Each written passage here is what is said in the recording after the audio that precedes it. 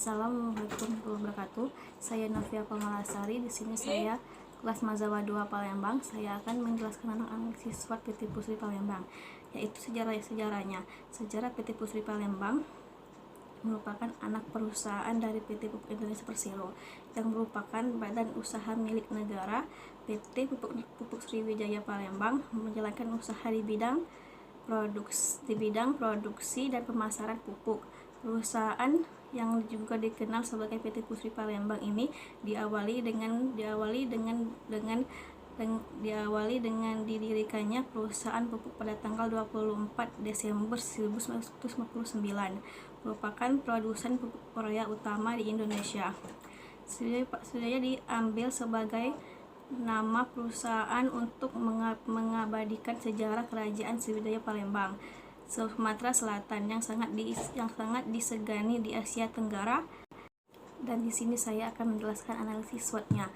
Analisis SWOT terdiri dari 4, yaitu kekuatan, ancaman, peluang, dan kelemahan. Yang pertama adalah kekuatan. Kekuatan dari PT Pusri ini adalah 1. Sarana prasarana pendistribusian yang dimiliki oleh PT Pupuk Sriwijaya Palembang merupakan terlengkap di Indonesia. Yang kedua, efisiensi biaya melalui program pinjaman peminjam suku cadang bernilai tinggi. Yang ketiga, perusahaan mengadakan program-program pengembangan secara berencana, terarah, dan berkesinambungan guna meningkatkan keterampilan, keahlian, dan kesempatan. Dan yang keempat adalah PT Pupuk Sriwijaya juga mengembangkan usaha-usaha bernilai tinggi. Dan yang kedua adalah kelemahan. Kelemahannya adalah 1. Harga pupuk hanya dapat dijangkau oleh kalangan tertentu. Yang kedua, lokasi sudah penuh dan dekat dengan lingkungan pemukiman yang tidak memungkinkan perluasan. Yang ketiga, kendala siping out Sungai Musi. Yang keempat, sudah tua dan produktivitas menurun. Yang kelima, SDM tidak optimal pada rayon. Dan yang ketiga adalah opportunity, yaitu peluang. Peluang pada PT Pusri ini adalah 1.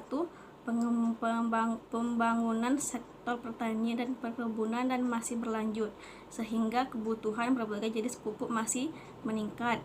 Yang kedua adalah masih tersedianya gas bumi di Sumatera Selatan.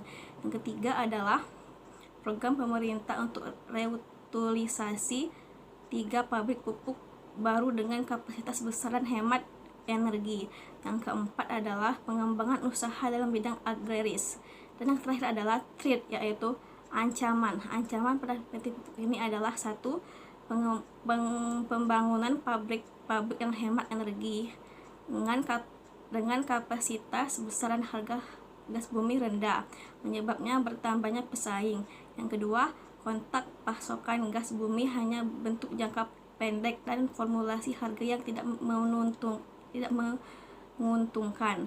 Yang ketiga adalah peraturan Pemda mengenai standar baru mutu limbah semakin ketat dan potensi proses masyarakat yang berada di lingkungan pabrik terhadap gangguan pencemaran saat pabrik trouble atau saat pabrik sedang berproses. Yang keempat adalah makin krisisnya konsumen akan kualitas pupuk Korea dan semakin banyak konsumen pupuk majemuk.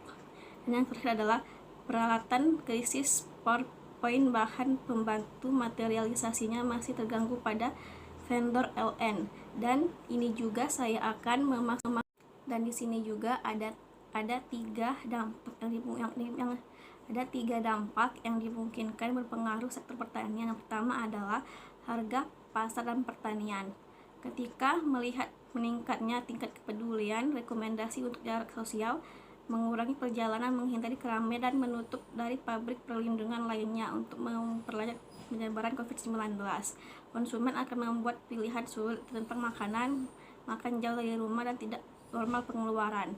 Yang kedua adalah rantai pasokan melambat dan berkurang, yaitu karena logistik terganggu dan upaya-upaya dilanjutkan untuk memperlambat penyebaran virus. Berbagai sektor industri yang terhubung sudah terkena dampak dengan beberapa produk, yaitu pembelian panik, menciptakan kekhawatiran tambahan dan terakhir adalah 3, yaitu kesehatan petani. Petani adalah populasi yang relatif lebih tua dibandingkan dengan populasi pekerja umum. Sensus pada pelaku Agri tahun 2017 menunjukkan usia rata-rata operasional pertanian hampir 50 tahun semua usianya, setidaknya 10 tahun lebih tua dari pekerja umum. Berikut dapat saya sampaikan. Saya mohon maaf apabila ada salah kata. Wassalamualaikum warahmatullahi wabarakatuh.